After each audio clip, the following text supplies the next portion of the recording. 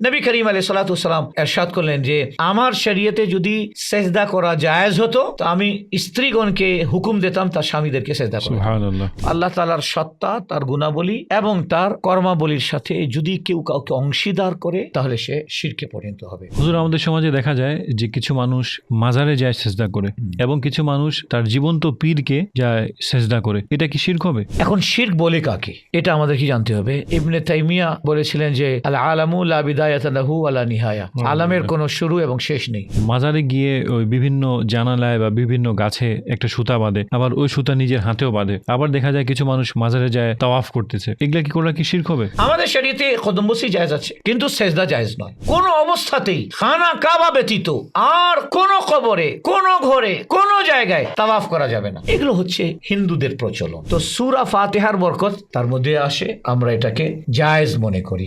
ইউটিউবে যদি শিরক লেখা যায় বা ফেসবুকে শিরক লেখা যায় তাহলে বিভিন্ন ধরনের বক্তার বক্তব্য আসে। কেউ বলে যে কারো সম্মানে দাঁড়ানো শিরক, কেউ বলে জাতীয় সঙ্গীত পড়া শিরক, কেউ বলে টিচার ক্লাসরুমে আসলো তার জন্য দাঁড়ানো শিরক। এই ব্যাপারে ইসলাম কি বলে? এটা একটা হাস্যকর বিষয়। খা, তবে এই আওয়াজটা করিস না। খেতে মানা করে নেই, কুকুরের মতো খেতে মানা করছি। যদি দাঁড়ানোটা শিরক হতো তাকে রাসূলুল্লাহ শিরক করতেছেন। পুরো জাতিকে মুশরিক বানানোর জন্য একটা কারখানা খোলা হয়েছে। কোন মুমিনকে মিথ্যা অপবাদ দেওয়া হয় মুশরিকের ব্যাপারে বা শিরক করার ব্যাপারে, তাহলে এর ব্যাপারে ইসলামের আইন কি বলে? যেটা শিরক এটাকে শিরক অস্বীকার করা এটাও ভ্রান্ত মতবাদ, আর যেটা শিরক নয় এটাকে শিরক বলা এটাও ভ্রান্ত মতবাদ। যেটা শিরক এটাকে শক্ত হস্তে আল্লাহ তাআলা দমন করার আমাদেরকে তৌফিক দান করুন। আমিন।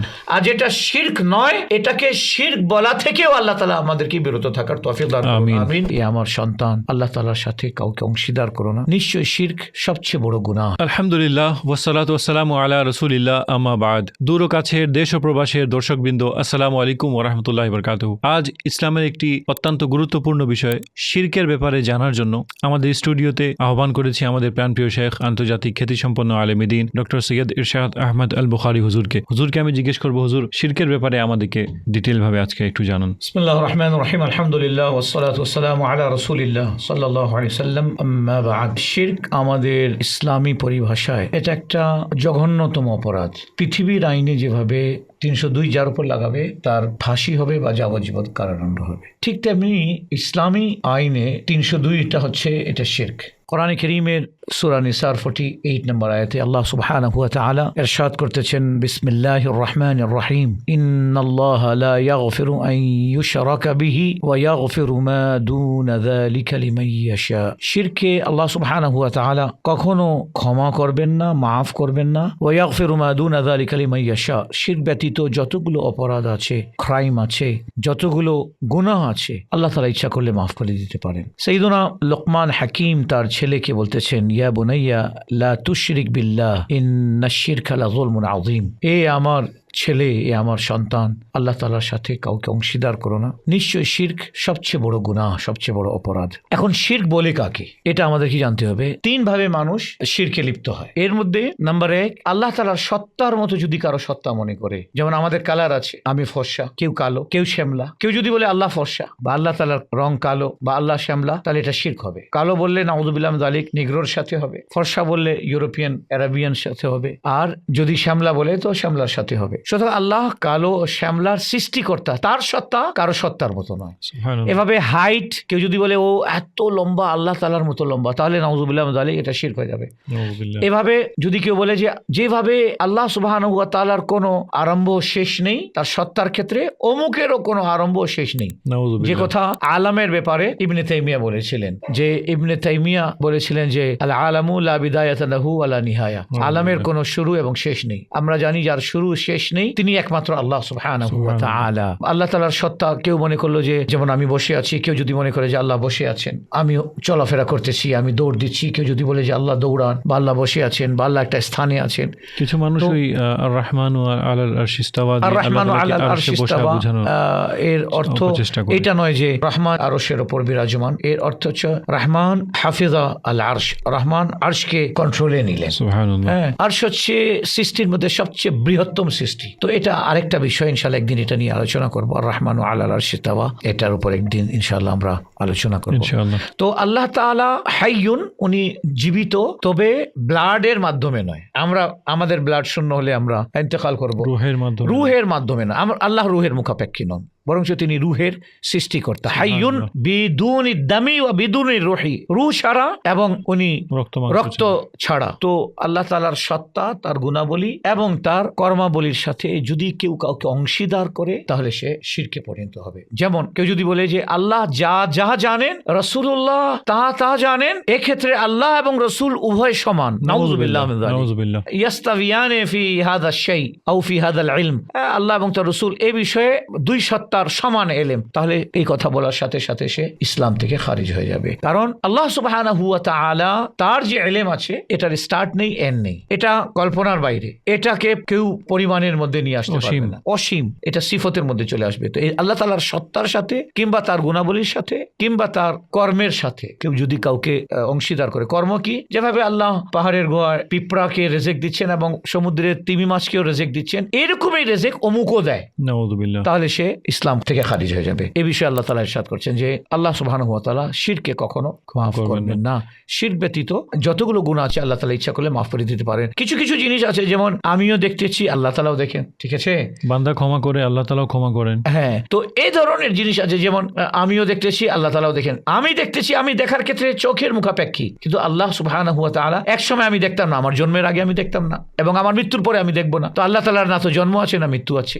তো আল্লাহ সুবহানাহু ওয়া তাআলা দেখার ক্ষেত্রে চোখের মুখাপেক্ষী নন, আমরা দেখার ক্ষেত্রে চোখের মুখাপেক্ষী। তো এভাবে আল্লাহ তাআলার একটা গুণ হচ্ছে ক্ষমা করা। আমরা মানুষকে ক্ষমা করব, এটা আল্লাহ তাআলা কোরআন কারীমের মধ্যে ইরশাদ করেছেন, খুদিল আফওয়া ওয়া আরিদ আনিল জাহিলিন।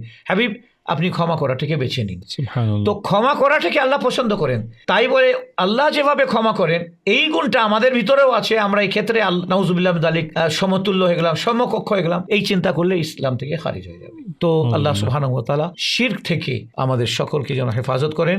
আল্লাহ তাআলার সত্তা, তার গুণাবলী এবং তার কর্মাবলীর সাথে গায়রুল্লাহ, আল্লাহ ব্যতীত অন্য কাউকে অংশীদার করলেই সেটা শিরক হবে, এবং আল্লাহ তাআলা শিরককে কখনো মাফ করবেন না। হুজুর, আমাদের সমাজে দেখা যায় যে কিছু মানুষ মাজারে যায় সেজদা করে, এবং কিছু মানুষ তার জীবন্ত পীরকে যায় সেজদা করে, এটা কি শিরক হবে? আসলে সেজদা আমাদের ইসলামে দু প্রকার, একটা হচ্ছে সিজদায়ে তাআব্বুদি ইবাদতি সেজদা, আর একটা হচ্ছে সিজদায়ে তাযীমি সম্মানজনক সেজদা। তো সিজদায়ে তাআব্বুদি হচ্ছে যে ফেরেশতারা আল্লাহকে সেজদা করেন, আমরা মানুষ এভাবে নামাজে আল্লাহকে সেজদা করি, এটা হচ্ছে সিজদায়ে তাআব্বুদি বা ইবাদতি সেজদা। কেউ যদি এই সেজদাটা আল্লাহ ব্যতীত অন্য কাউকে করে, যেই কাউকে করুক না কেন, তাহলে সেই ঈমান হারা হবে, ইসলাম থেকে খারিজ হয়ে যাবে।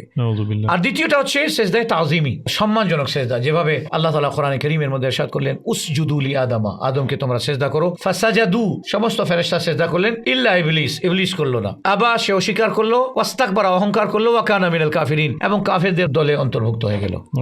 এভাবে হযরত ইউসুফ আলাইহিস সালাম বলছে যে আমি, আব্বাজান হযরত ইয়াকুব আলাইহিস সালামকে বললেন যে আমি দেখলাম যে 11টা তারকা, চন্দ্র সূর্য আমাকে সেজদা করতেছে। উনি বললেন, ইয়া বুনাইয়া, এ আমার কলেজার টুকরা, লা তাকসুস রুইয়াকা আলা ইখওয়াতিক, ভাইদেরকে এই স্বপ্ন বলিও না। ইন্না শাইতানা লিল ইনসানি আদুব্বুম মুবিন, কারণ শয়তান হচ্ছে মানুষের প্রকাশ্যে দুশমন। 11 তারকা সেজদা করতে মানে 11 জন ভাই, আর চন্দ্র সূর্য, ওয়াশ-শামসা ওয়াল কমার রাআইতুহুম লি সাজিদিন, এখানে মাতা ও পিতা। তো এই সেজদাটাও ছিল তাযীমি সেজদা, অন্য শরীয়তে জায়েজ ছিল, কিন্তু আমাদের শরীয়তে মুহাম্মাদী সাল্লাল্লাহু আলাইহি সাল্লামে এই সেজদাটা নাজায়েজ করা হলো। নবী করিম আলাইহিস সালাতু ওয়াস সালাম ইরশাদ করলেন যে আমার শরীয়তে যদি সেজদা করা জায়েজ হতো, তো আমি স্ত্রীগণকে হুকুম দিতাম তার স্বামীদেরকে সেজদা করতে। সুবহানাল্লাহ। সেজদা সেটা তাআব্বুদি ইবাদতি সেজদা হোক বা তাযীমি সেজদা হোক, এটা কোনো অবস্থাতেই জায়েজ নয়। এখন মাজারে সেজদা করা কিংবা পীরকে সেজদা করা যদি ইবাদত মনে করে তাহলে তো সাথে সাথে কাফের হয়ে যাবে, ইসলাম থেকে খারিজ হয়ে যাবে, নাউযুবিল্লাহ, মাআযাল্লাহ রাব্বিল আলামিন। আর যদি সম্মানজনক সেজদা করে তাহলে এটা হারাম। আমাদের শরীয়তে কদমবুসি জায়েজ আছে, কিন্তু সেজদা জায়েজ নয়।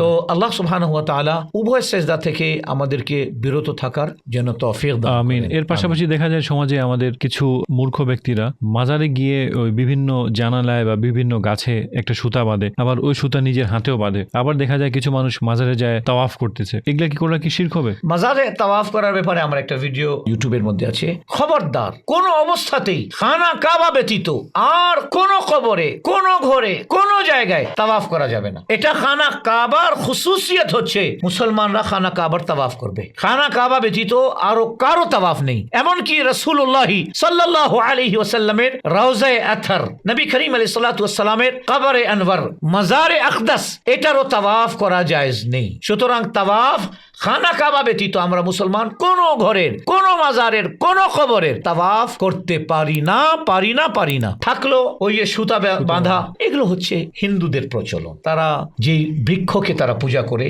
ওই বৃক্ষতে বেঁধে দেওয়া এবং ওটাকে বরকত বা রোগ থেকে মুক্তি বা জিনের জাদু টোনা থেকে বাঁচার নিয়তে তারা সুতা বাঁধে। আমাদের এখানে সুতার কোনো ফজিলত নাই, সেটা লাল সুতা হোক, কালো সুতা হোক এবং কটন হোক আর অন্য কিছু হোক, সুতার কোনো ফজিলত নাই। ফজিলত আছে আমাদের কিসে? আমাদের কোরআনের ফজিলত আছে, কোরআনের সূরার ফজিলত আছে, তিলাওয়াতের ফজিলত আছে। আমরা কোনো বুজুর্গ মানুষের কাছে এক গ্লাস পানি নিয়ে যাই যে আপনি এটা দম করে দেন, উনি সূরা ইখলাস পড়লেন, সূরা ফাতিহা পড়লেন, ওটাতে দম করলেন, তো সূরা ফাতিহার বরকত তার মধ্যে আসে, আমরা এটাকে জায়েজ মনে করি। ওই সুতা কি?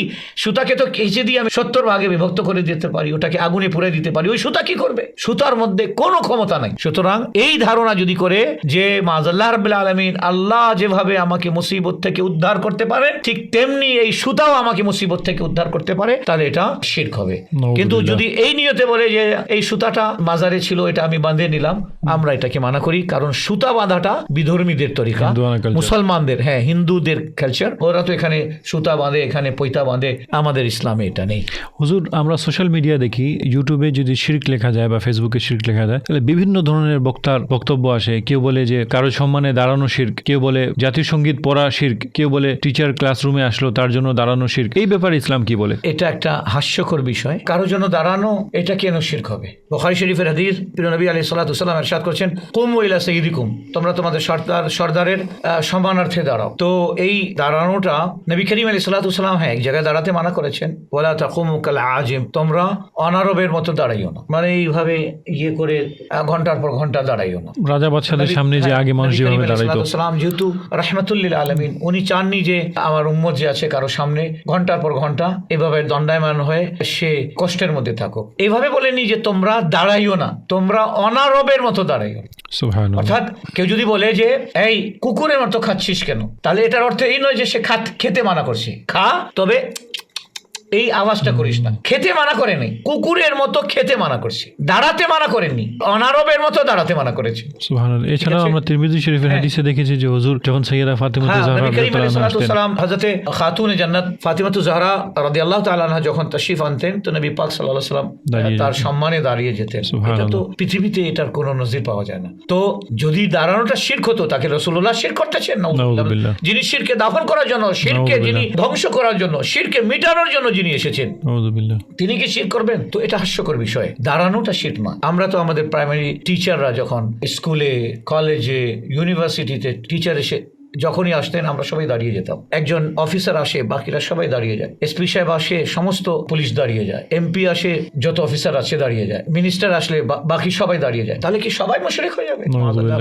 না, এটা জাতিকে অন্ধকারে ফেলে দেওয়ার একটা চক্রান্ত, বা এটা বলো যে পুরো জাতিকে মুশরিক বানানোর জন্য একটা কারখানা খোলা হয়েছে, নাউযুবিল্লাহ মিন যালিক, যেটা ইসলাম খুলে নাই। যদি কোনো মুমিনকে মিথ্যা অপবাদ দেওয়া হয় মুশরিকের ব্যাপারে বা শিরক করার ব্যাপারে, তাহলে এর ব্যাপারে ইসলামের আইন কি বলে? তার ঈমান চলে যাবে। কেউ যদি কাউকে কাফের বলে, মুশরিক মানেই হচ্ছে ঈমান চলে যাওয়া। তাহলে তো এই ব্যাপারে আমাদেরকে খুব সতর্ক হওয়া উচিত, সতর্ক থাকতে হবে, খুব সতর্ক। যেটা শিরক, এটাকে শিরক অস্বীকার করা, এটাও ভ্রান্ত মতবাদ। আর যেটা শিরক নয়, এটাকে শিরক বলা, এটাও ভ্রান্ত মতবাদ, ঈমান বিধ্বংসী। যেটা ঈমান বিধ্বংসী, যেটা শিরক সেটা শিরক, যেটা শিরক নয় সেটা শিরক নয়। আল্লাহ সুবহানাহু ওয়া তাআলা আমাদেরকে শিরক এর মতো জঘন্যতম অপরাধ থেকে আল্লাহ তাআলা আমাদেরকে বাঁচার তৌফিক দান করুন। আমিন। আমি শেষে আবার বলবো আমাদের দর্শকবৃন্দকে, আলহামদুলিল্লাহ আমি আমাদের শেখের শুকরিয়া জ্ঞাপন করবো যে এত সুন্দরভাবে শিরকের ব্যাপারে আমাদেরকে জানানোর জন্য। ইসলামের একটা মৌলিক বিষয়, এই ব্যাপারে আমাদের সমাজে মানুষের ধারণা কম, এবং কিছু মানুষ তো এই শিরক নিয়ে অনেক মানুষকে পথভ্রষ্ট করছে। আল্লাহ তাআলা আমাদেরকে শিরক থেকে বাঁচার এবং